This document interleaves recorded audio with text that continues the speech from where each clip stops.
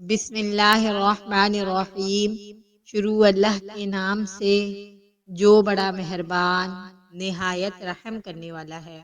حضرت عبداللہ بن عمر رضی اللہ عنہ سے روایت ہے کہ رسول اللہ صلی اللہ علیہ وسلم نے فرمایا، روزہ اور قرآن بندے کے لیے سفارش کریں گے۔ روزہ عرض کرے گا، اے میرے اللہ، میں نے دن کے وقت کھانے پینے اور خواہشات سے اسے روک رکھا تھا، اس کے متعلق میری سفارش قبول فرما۔ اور قرآن عرض کرے گا کہ میں نے اسے رات کے وقت سونے سے روکے رکھا، اس کے متعلق میری سفارش قبول فرما۔ ان دونوں کی سفارش قبول کی جائے گی۔ مشکوٰۃ المصابیح، حدیث نمبر 1963۔